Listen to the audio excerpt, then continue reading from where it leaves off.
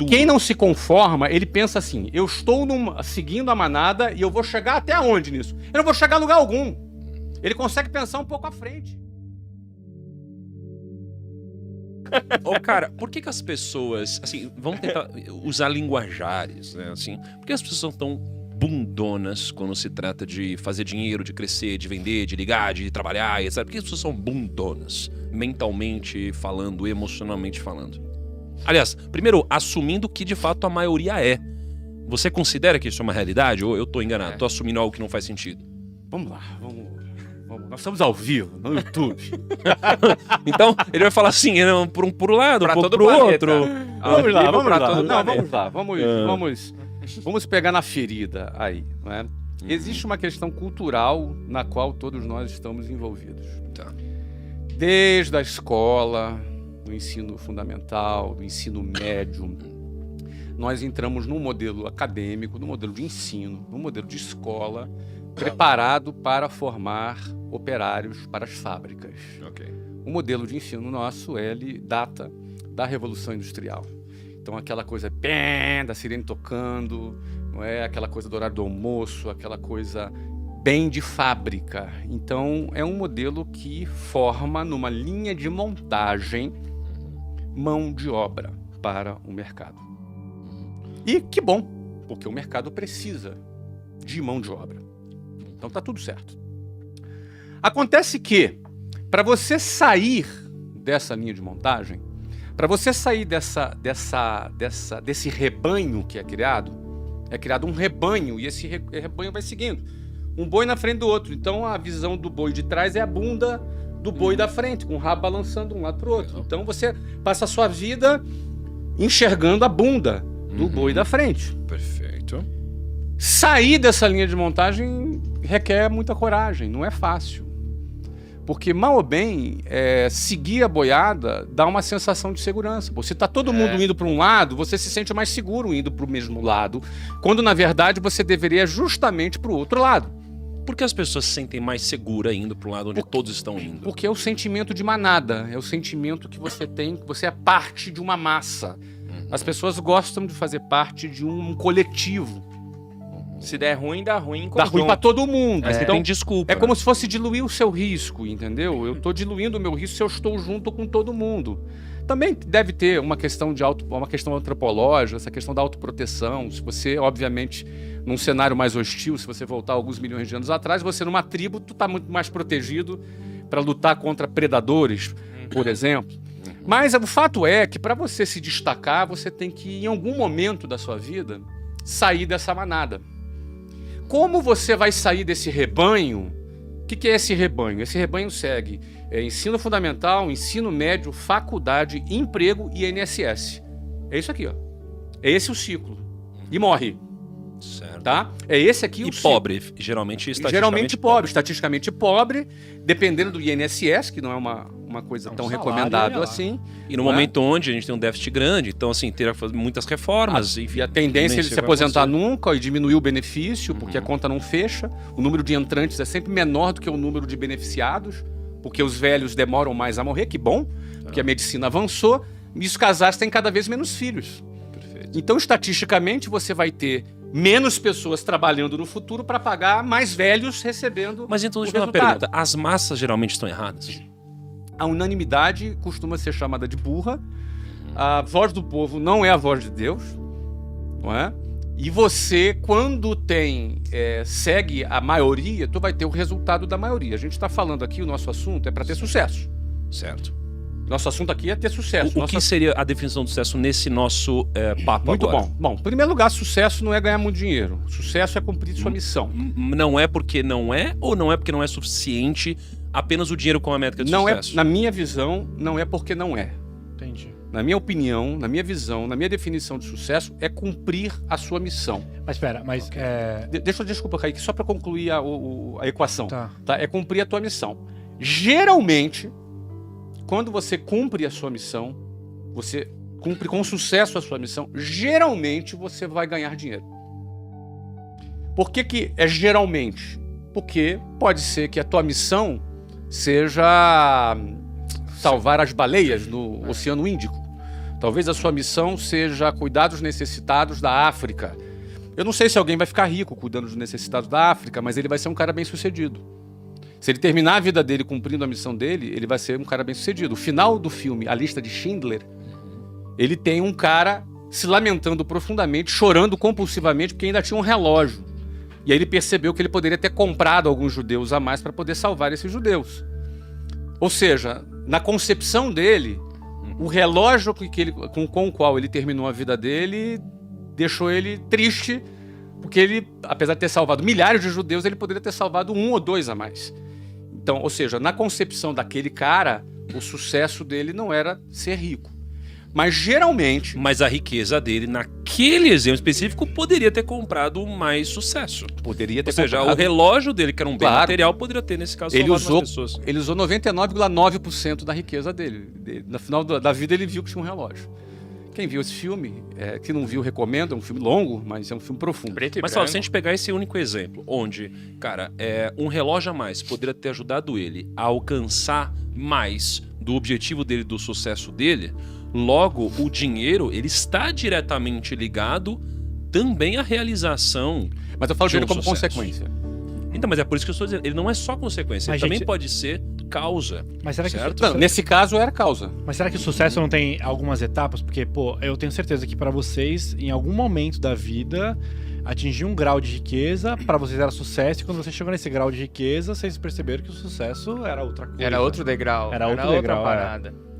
Não, com certeza. Assim, se eu for falar do meu caso, eu sempre busquei atingir resultados e sempre tive grana também como um objetivo meu.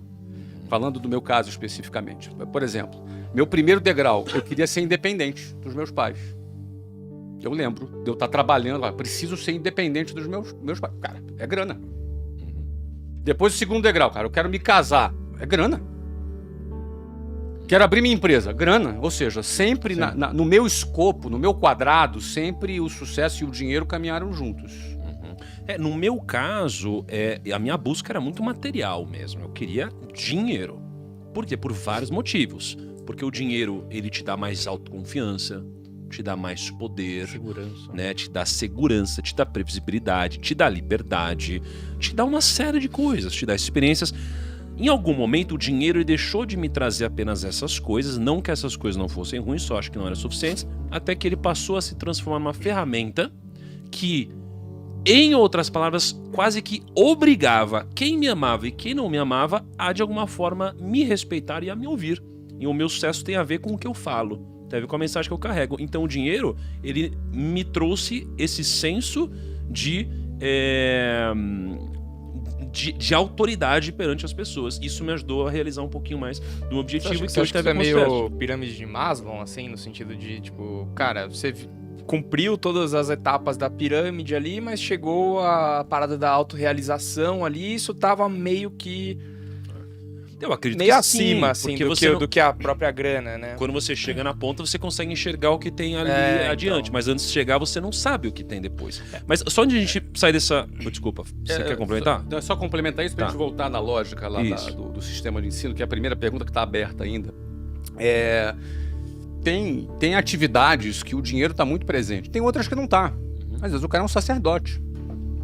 Perfeito. E a grana, supostamente, não deveria estar dentro do escopo principal dele. Então, e eventualmente ele vai ser bem sucedido, vai escrever livro, vai ser um escritor famoso, vai ter muitos seguidores e vai ganhar dinheiro. Não é? Mas tem atividades que são diretamente ligadas. A área de finanças, você trabalhou como assessor de investimento, o dinheiro era o centro, né, da tua atuação.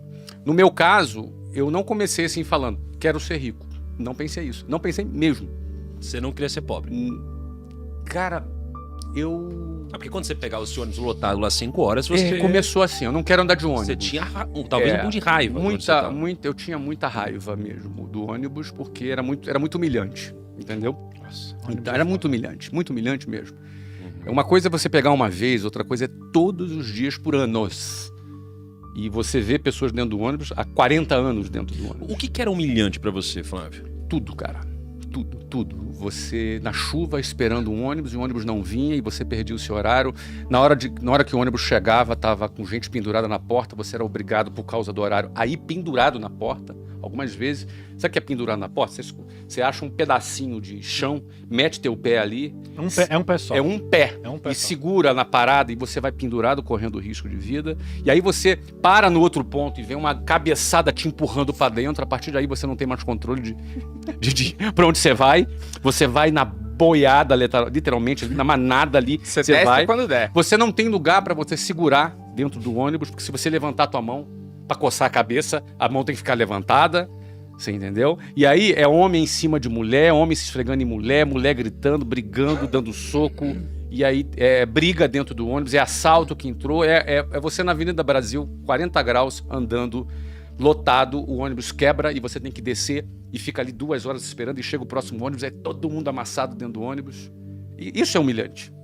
Mas, Flávio, isso daí era ruim. Não, isso era muito ruim, cara.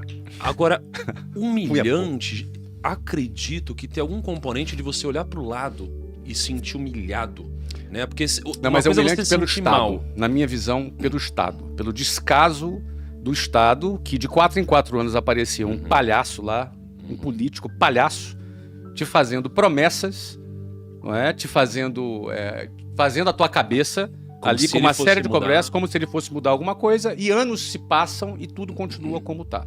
Na realidade, isso é o reflexo do descaso do Estado com aqueles que têm uma exclusão geográfica, que é o que a gente chama, é o cara que mora longe, é o cara que mora na periferia. Né? Esse cara é visto como um número, como um desqualificado, um número dentro de um ônibus lotado com 8 pessoas por metro quadrado.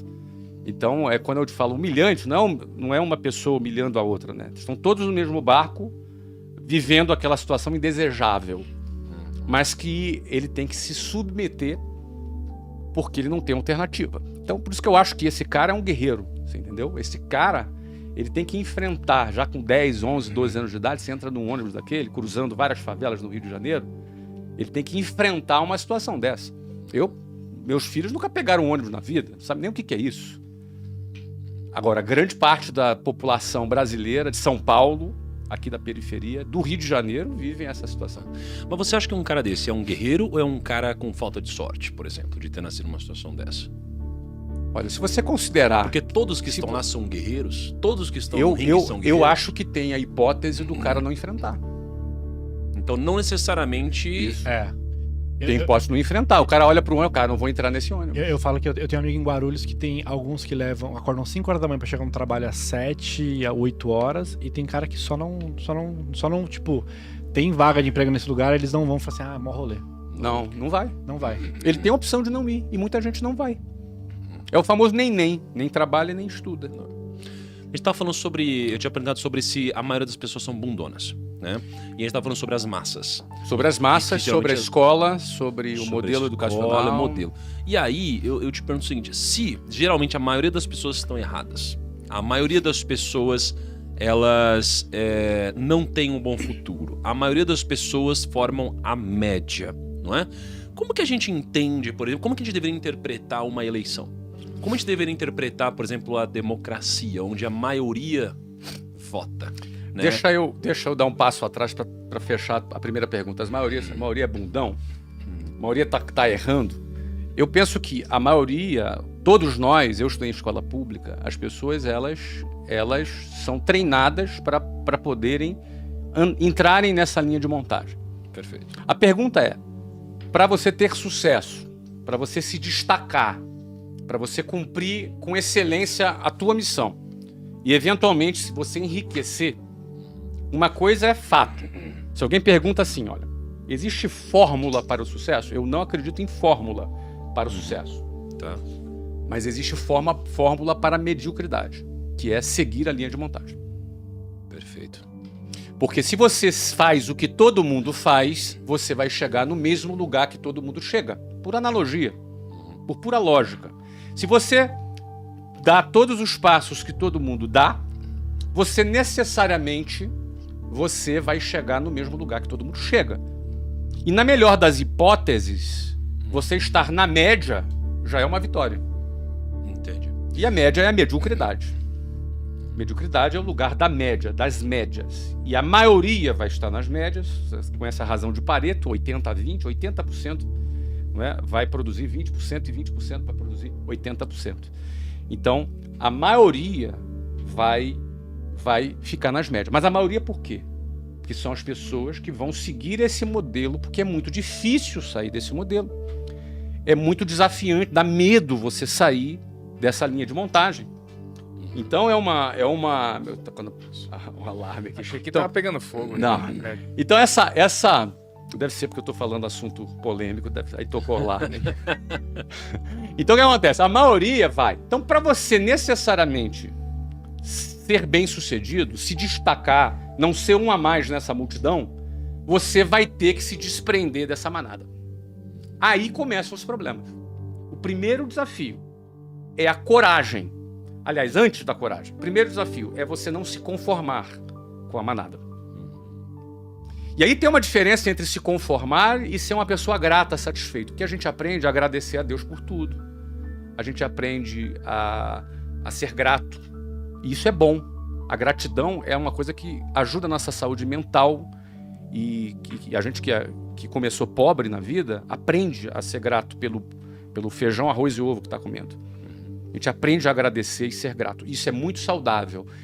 E gratidão está ligada à satisfação. Mas isso não está ligado à conformação. A palavra conformação está ligado à mesma forma. Conforme, a mesma forma. Quando você se conforma, você ganha a mesma forma da manada.